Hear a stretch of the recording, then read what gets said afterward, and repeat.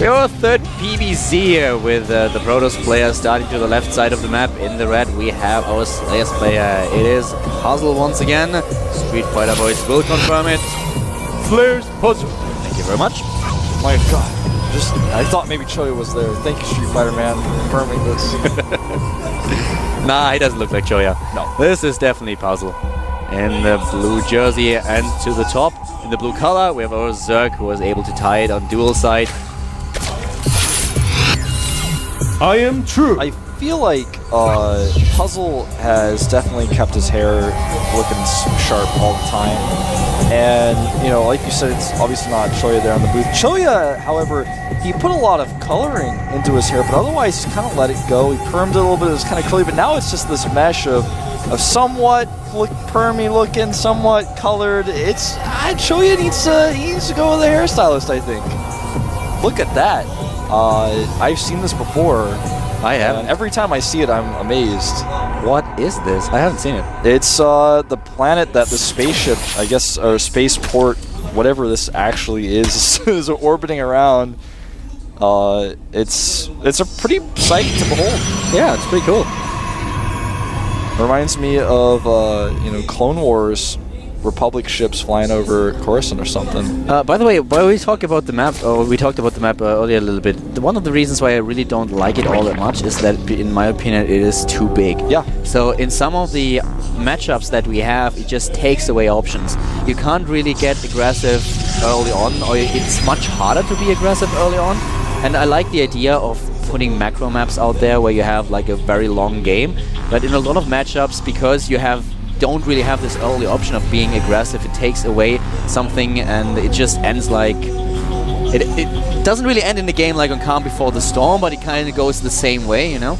Yeah, well, here's my opinion. I actually agree with you 100% on the distance. I still haven't been able to judge it yet, but look at... There's a very good map that's no longer in the pool for some reason.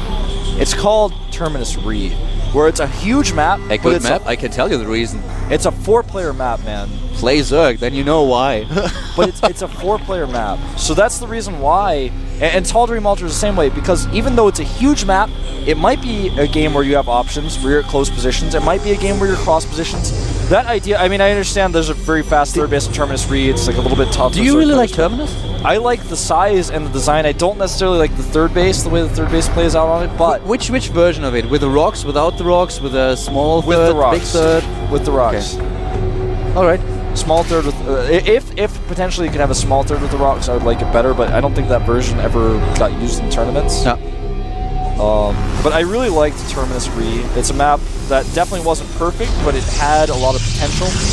I like it for its size and that's 4-player because even though it was huge, like I said, close positions are possible, and close positions aren't like Steps of War or Metalopolis or something, but they're smaller. There are rushed possibilities there. Even though I personally, well, as a Zerg player, it's not the best map to play on, but the map that I really like, especially when casting, is Tal'Darim. Yeah, Tal'Darim is a good map. I really like to cast games on Tal'Darim. There are so many epic games on this map, and I'm a little bit sad that we don't see it a lot more often. But well, we'll see how Atlantis Spaceship is going to... Well, what kind of feedback we'll get by the players. Yeah, I want to put this out here for a second, because maps are something that are talked about a lot, and we're talking about them now. Map makers out there, bigger is not always better. There is a certain threshold for how small a map can be, but bigger is not always better. Some people are like, well, I mean, I like this map because it's a macro map, it's really big, but listen, like you said, it takes away options if it's too big, and this map, it's big, there's not a lot of bases. One of the reasons why you know, Zelnautic Caverns is a tiny map. One of the reasons why I really liked it when Blizzard introduced it at first, though, I was like, well, there's a lot of bases you can take. There's base on the left side, there's that third base you can take, there's gold base in the middle. There's a lot of base you can take, a lot of options, and I feel like these newer maps, it's like, well, you can take that base with a third geyser, but it might be crazy. Like, is that something that we need in a map? I'm not sure, but this map is interesting, and I'm interested to see how it develops. Very good maps in the past have definitely been Cloud Kingdom. That map is accepted by nearly everyone, and all the players that I've talked to just said it's an amazing map and they like to play on it. Daybreak as well. Yeah. Daybreak, I think, is the best map right now. I actually love it. At this point, we have the robotics transition for Puzzle, by the way. Yeah, very similar build to the first game. As you can see, this is a very, very passive game due to the push distance that we talked about. There has not been a lot happening. We have +1 attack for Puzzle. He's adding gateways at this point. He has a few sentries. Our Zerg player, I'm True, currently with his Tech 2 layer and Speedling upgrade. He has a Roach Warren. So droning up here. +1 as well. He's just doing this. I mean, both these players are basically doing the exact same builds they did in the first game. And he's controlling the map, so he has units out everywhere. He doesn't have any at the Zelaga Watchtower. This is a little bit odd, but still he has Zerglings just patrolling the area where the Protoss player has to push out. And as you can see, we have 5 gates building for Puzzle at this point. Yeah, this is... He's starting +1 armor now, but he's not made any immortals from that robotics. He's still making the second observer. He has an immortal queued up, so he's going to be potentially putting some pressure on. I guess with this build from Puzzle, he's done it a little bit differently than we've seen like Killer do it, for example, where I feel like there's some flexibility. He's like, I could attack you, or I could take a third base. I could actually do both. He's basically using the same build that he used on Cloud Kingdom. Exactly, it's very the same similar. build. Double observer, But then immortal production. Look at his sentry count. He has a much higher sentry count than he had in the last game. And this could, as you already said, this could be an immortal push, this could be a third base. And we'll find out in a few seconds. He's building immortal number 2. Will we see the Warp Prison? If he goes and pushes out with it, he takes the third. He's taking, not only is he taking the third, but he's taking the triple gas third. This is a pretty risky move because it's very out in the middle of the map. But in another way, it's very easy to defend in that your opponent has to go through like a little half pipe and then go into a choke point to attack it. So in some ways it's riskier, but in some ways not. It all depends on how you planned it. And I think Puzzle has a plan here. He's got a place set up where he could make a wall to stop Zerglings from going into his natural. I like how he's set up pylons here. He's got a bunch of different options for how to defend this. And the thing is that as a Protoss player, what you usually need is additional gas. So, nice snipe on the observer here. That was very nice. But you need the additional gas for all the tech that you want to pull off. You can even go for double robotics, for example. So if you have this additional gas, that helps you so much. Yeah, 3 geysers plus Rich Geyser. That's so much extra gas. And even not only just double robo. Ooh, there's a Hydralisk Den going down. This is really interesting. But not only potentially double robo, but you can just even increase your Stalker count just by having that extra gas. You can do so much more. Bird Roach movement +2 and Hydralisk Den. Looks like he wants to do a pretty big push here, but the Hydralisk Den style on this particular map is the worst possible map, really. Oh, he's going to potentially catch these roaches. Not quite. I kind of feel that at this point he might get a Nidus network and just try to get a forward Nidus. That's the only way. As you mentioned, with the map as it is, very big, moving with a Hydralisk across the map is something that is very, very risky. And he's getting a ton of them. He's seen the base. He knows exactly where it's built. It's not like he's doing this as a defensive option. He's making 12 Hydralisks here. This is not what I expected to see. On the other hand, we haven't seen any Colossi from Puzzle, so if he starts with the Colossi production, it will be very, very late. And this could actually do some damage, because we have now the Twilight Council. He will have the option of getting additional upgrades, but he does not have anything to counter those Hydralisks in regards to Colossi. Like he's just going to walk them across, man. He's just going to do that. But Puzzle has set up an excellent defensive position here. I don't think this is going to work. Never in a million years would I expect this to work. And Puzzle, he's got so many sentries available to him, he can split his forces. He's somehow... Wow, he's actually dropped the ball here. The Roaches are getting in. And this changes everything.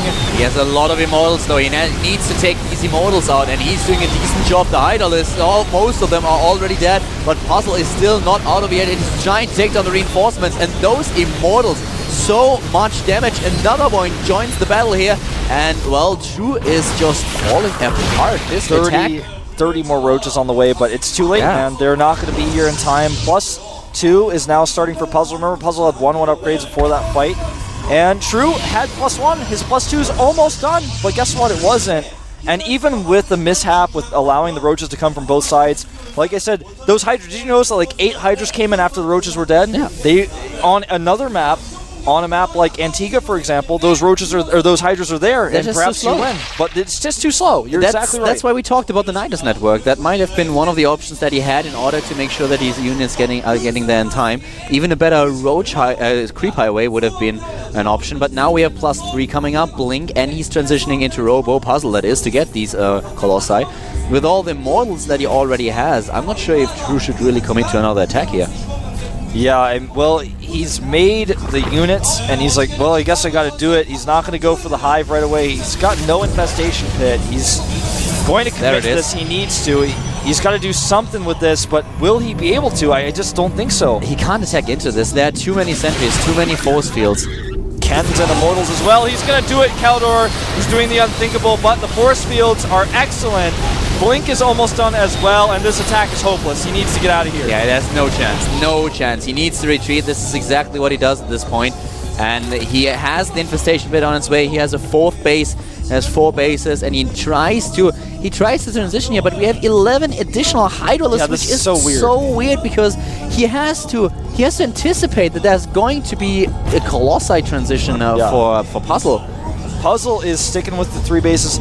I've said this before, a 3-base Protoss is basically good against any base Zerg. If you have the 3rd base uncontested, but Puzzle has a 3rd base with a rich geyser. He's actually just making cannons right now. He's like, you know what? Attack me again, I want you to. If you don't, I don't care. I can take a 4th later. And he's making Colossi now. He's getting cannons up. He knows it's not going to be a Mutalisk transition. He has a decent Stalker count. He's got 28 Stalkers. This gas he has to invest so much gas, so I don't know this investment if that really pays off. He could have just waited. There was no need to build those Hydralisks. He has the vision on the map that he can build the Hydralisks if he really wants them as soon as the Protoss player pushes out. Now we have actually Spire and Hive at the same time, so the mistake that he made on Cloud Kingdom is not going to be repeated, but already for Puzzle, the Stargate, he's starting to go for the mothership. He's starting to go for that Fleet Beacon tech, you're right, and it's lining up with the Hive tech. The Spire is on the way. It's almost as if True's going to say, well, I'm going to bully you so you'll never move out, and then I'm going to get a greater Spire. Puzzle's like, no, man, I'm maxed out, dude. I have 3 gases. And again, we're going to watch Puzzle attack when Spine Crawlers are there with no infestors. That is what we are going to watch here. And he can do it. He killed so many units already. Now he has the upgrades. I don't see him holding Look at this again. The infestors are just not there. The Spines are barely going to complete in time, but they're not going to have any support. Everything got delayed because of this attack, because of this investment into these Hydralisks. Why did he make them? I don't understand. Well, I don't fully understand this choice. I didn't understand the second round of Hydras that he built because of the lost transition. That was so obvious that it would happen. He made 20 Hydralisks. That's just not appropriate. He's getting obliterated much better, and he's dead. He's done for. It's too much DPS. It's too much DPS. He's even blinking in and taking out the infestors. The tech units are gone. And only relying on roaches with not only Immortals but also Colossi. Yeah, the infestors are dying, slippering with the unit control here. People are dabbling with Hydralisk again. Some people, some even wise people have spoken and said Hydralisk may be the future, but this is not the appropriate time for Hydralisk. A roach counterattack will potentially kill some transferring probes, but that is all that they will do. +3 is finished now. It's 187 to 80. GG. Puzzle taking game 3 in dominating fashion against very interesting Hydralisk tactics. A Roach Hydra composition at this point with all the sentries that were on the map did not make that much sense. Not on a map of this size. Yeah. It just takes too long. You lose too much time. The 8 Hydras that came a second too late get there on time. You hit that base at a very nice angle, and you trade efficiently. On this map, though, no. With that many cannons, that many sentries, even with his roaches coming in from the side, they weren't even blocked. What you can do is you can research the speed upgrade for the Overlords and can set up a creep highway. That's one of the options. You can get Nidus network, as we said. Then you have you have also a chance to get the reinforcements in there, because you can't reinforce with Hydralisks on this map. The first attack will arrive in time, so you will have the Roaches, you will have the Hydralisks, but everything that you build after that in order to reinforce is not going to be there, because they are just too slow. It's one of those attacks that's like, the only thinking that True could have had, I feel, is it's just crazy enough it might work. I mean, that's about it. No Nidus, no Hydra creep spread. And then as his attack was failing, he held down his arc. He was like, I'm going to make 30 more Roaches. It's like, no, wait, you need to make infestors. Hold on a second. You think your first Roach attack that got crushed by Immortals, the second Roach attack is going to work? Is that what you think? Because no, that's not correct. We had 4 Immortals, and we had the situation in the first game where the Immortals had like 30 kills, 20 kills, and this was no different. He had a bit of a, I don't want to say a timing window, he had a bit of a chance when he was able to get in with the Roaches at the back door, but it didn't do enough damage, and he just did not have the firepower, so he didn't really trade cost efficiently, and from that point on, everything just spiraled out of control because his tech was so late, he couldn't get the Brood Lords into the picture fast enough to defend. And well, Puzzle takes it with 2-1, very impressive. And before we head into the next game, which is going to be a guinea pig against Ganji, we will have a 5-minute break, and then we're back with a GSL Code A with Carl and Wolf.